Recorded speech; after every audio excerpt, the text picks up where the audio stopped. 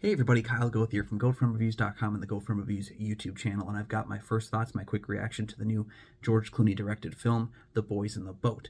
I believe this one will be streaming on Amazon Prime, but it is an American sports drama basically about people in the 1940s who are rowing crew. Or wait, no, 1930s. 1930s. It was pre-World War II. But it's about the heroic story of these guys who row crew and end up going to the Berlin Olympics in 1936, where Hitler is actually there overseeing the games.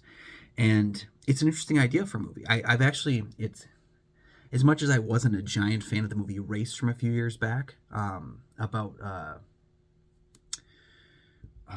why am I blanking? I'm sorry, I record these things on the cuff, but Jesse Owens. As much as I wasn't a big fan of Race, the film about Jesse Owens from his time going to the 1936 Olympics films, I was very interested in the idea of returning to that well of like these people that they knew what was going on in Berlin was a bad thing, and like, are they going to go? What are they going to do? Like, how is it dangerous to be there? There's a lot of questions about that specific idea. So I'm fascinated by the Americans who went to Berlin in 1936 for the games, and I think there's nothing inherently wrong with The Boys in the Boat. It's just underwhelming, I guess. George Clooney directs a lot of movies that have this tendency to look like they were trying to be made using today's technology, but trying to be made for like the 40s and 50s. And they kind of just come off with this inherent phony gloss that happens quite often in his films. It's not too often recently that I've been truly enamored with one of his movies. I like The Ides of March. I believe he directed that one. But just a lot of stuff that he's come out with recently, I'm like, okay, it's serviceable. And I think that's probably the best way to describe this film. Rowing crew is not something I have a lot of information about, but I'm always interested in learning new things. My biggest problem with that was during the crew rowing scenes, whatever it is. I never felt like I had a full understanding of what everybody on that boat was responsible for, what they ended up doing. They kind of made it out like each person has their own like really important thing to do on this team, but then they never explained what most of them were doing. We never got a sense that anything that any of the people were doing in the film were impacting the race scenes. They was just kind of like all of a sudden they're ahead, then they're behind, then they're ahead, like, and it's just they were just all of a sudden in those places instead of actually having a character-driven piece to showcase that. So that was kind of frustrating because I genuinely wanted to like connect with it, but it made those crew rowing scenes, the race scenes, are kind of just underwhelming then because we have no stake in it, what the characters are doing. We don't know if the characters are even responsible for what's happening. So yeah, I thought Joel Edgerton did a fine job as the lead actor here. It was nice to see, what was her name?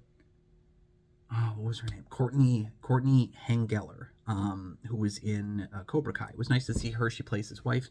A lot of the women in the movie, though, they don't really have anything to do except for be there for a man. They don't feel like fully realized characters. And in that way, Courtney is doing the best she can with the character that's written, but I don't think she's written in all that interesting of a way. Chris Diamantopoulos as well appears in the film as kind of one of the guys following them and kind of documenting their story. I like him quite a bit. Again, not much for him to do, but he's solid for what he's given. Again, the film just is not... The film is immemorable. I feel like in a week's time, I won't remember anything about The Boys in the Boat, which is unfortunate because, again, I think there's a great nugget of an idea there. I think the book sounds like it could have been quite an interesting book to read, but this film feels like a television movie from the 90s, trying to emulate a glossy version of the 30s, and kind of just coming off with this phoniness that doesn't feel like it's from any period. All the same, though, I can't fault anyone else who liked the film because there are some exciting moments to it. And generally speaking, there's a number of the characters in the film that were fun for what they were given to do. There was one guy, I can't remember the character name, but there was this one really tall, kind of lanky guy that's very quiet. I liked a lot of his characterization in the film.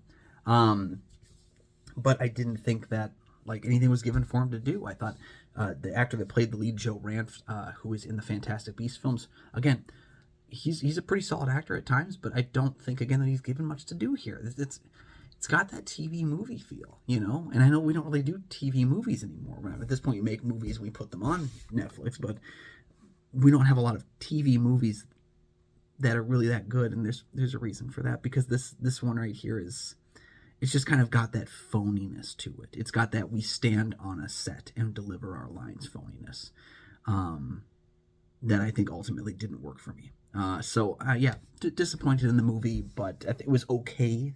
Like, again, can't fault anyone for liking it. There is some value to be had here, but I feel like George Clooney as an actor has done some really great performances. I feel like as a director, I think he kind of lacks an interesting style, you know? I think most of the time he kind of flips back and forth between like trying to be serious like the Coens or trying to be funny like the Coens, and it just never seems to really connect with me. So unfortunately, I can't really recommend The Boys in the Boat, but let me know your thoughts on it down below once you've seen the film. While you're down there, please like and subscribe. There are 2 free things you can do to help support the channel immensely, and you never miss an episode of the show as they drop. You can also check out GoatFilmReviews.com for my many written reviews. You can find Goat Film Reviews on Facebook. You can follow me on Twitter, Instagram, Letterboxd, and Threads at Almighty Goatman, and you can find my show Kyle and Nick on Film that I co-host with Nick Plotchuk from the St. Paul Filmcast. We have new episodes of that show every single week. All those links are down in the description, and we'll see you next time.